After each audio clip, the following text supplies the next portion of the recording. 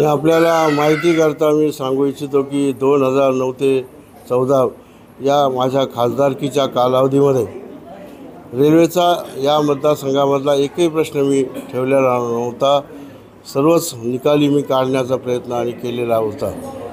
सांगायचं ठरलं तर ज्या पद्धतीनं बेलापूर ते परळी गेवराई परळी मार्ग असेल, लोहमार्ग टाकायचा असेल किंवा शिर्डी शहापूर असेल यांचे सर्वेक्षण असेल किंवा रोटेगाव मार्गे असेल, या सगळ्या किंवा शिर्डी टू सिन्नर असेल, हे नवीन प्रकल्प करण्याच्या दृष्टीने असेल किंवा त्यावेळेचा मंजूर करून घेतलेला नाशिक ते पुणे असेल, या अनेक किंवा नगर ते दौंड ते मनमाड याचं विद्युतीकरण असेल, डबलीकरण असेल, या सर्व गोष्टीचा पाठपुरावा करून त्या वेळेला मी त्या मंजुऱ्या घेतल्या होत्या। किंवा माळशिरस ते मुंबई कल्याण ते माळशिरस असेल, नगर असेल, या सर्व गोष्टींचा पाठपुरावा करण्याची मला चांगली संधी मिळाली, सोडवण्यासाठी प्रयत्न केले। आणि या मतदारसंघात नव्हे तर बाकीच्या ठिकाणीसुद्धा रेल्वेच्या बाबतीतले जेवढी काही भुयाराचे मार्ग होते आणि त्यावेळचे असलेले राज्यमंत्री मुनियप्पा किंवा त्यावेळचे असलेले कॅबिनेट मंत्री यांच्या सहकार्यानं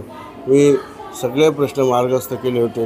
आणि मला याही वेळेला जे काही नव्यानं प्रश्न निर्माण झाले ते सगळे प्रश्न मला सोडवायचेच आहेत।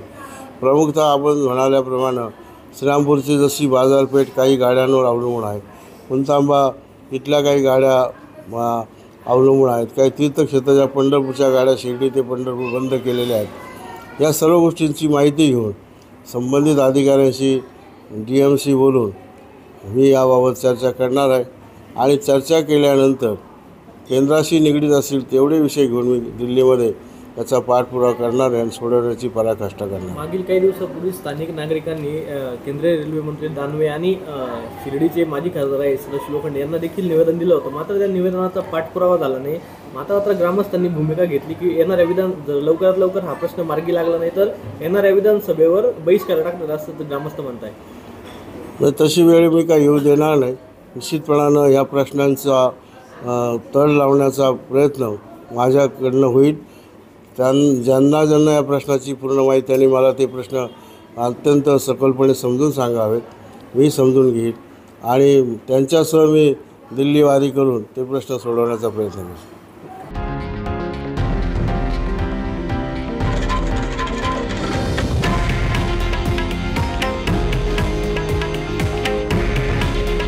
हे आहे देशातील नंबर 1 न्यूज नेटवर्क आणि आपण पाहत आहात TV9 मराठी।